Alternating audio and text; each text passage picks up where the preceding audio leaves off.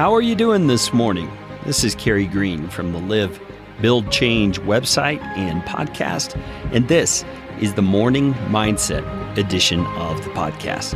If you don't know what Morning Mindset is all about, it is really just a way for us to join together around the truth of God's Word, to encourage ourselves with that truth, to set our minds according to that truth, so that we can live according to that truth.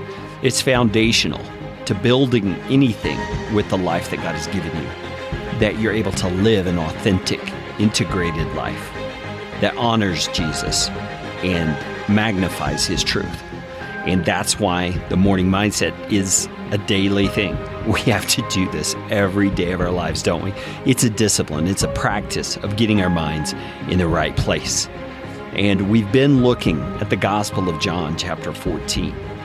And Jesus, in verse 18, has just promised to His disciples that He would not leave them as orphans, but He would come back. On the day He comes back to life, He would let them know that He is in the Father, and that they are in Him, and that He is in them. And He says in verse 21, "Whoever has my commandments and keeps them, he it is who loves me." Now, He's not saying you're proving that you love Him or you're actually loving Him by keeping the commandments.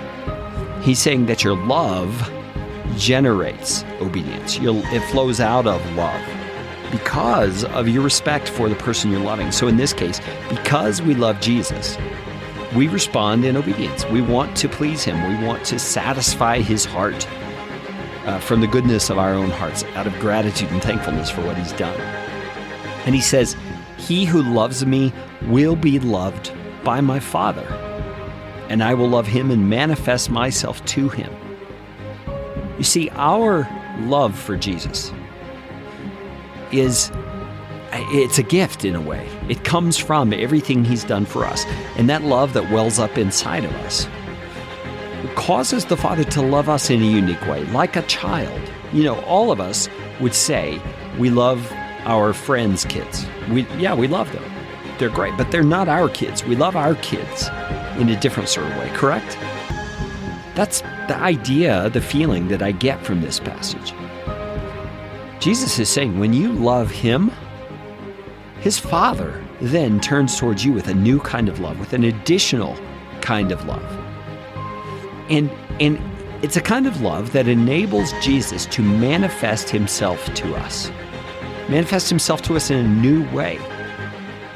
Verse 22, the story continues, and Judas, not Judas Iscariot, said to Jesus, "Lord, how is it that you will manifest yourself to us and not to the world?" And Jesus says, "If anyone loves me, he will keep my word, and my Father will love him, and we will come to him and make our home with him. But whoever does not love me does not keep my words. And the word that you hear is not mine, but the Father's who sent me."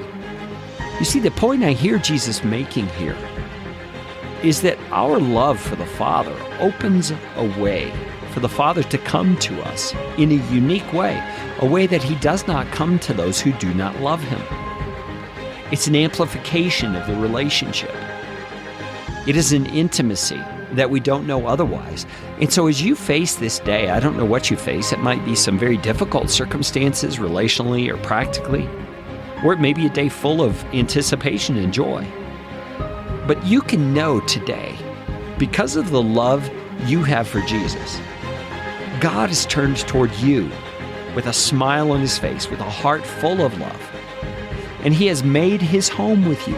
So nothing you face can endanger that in any way.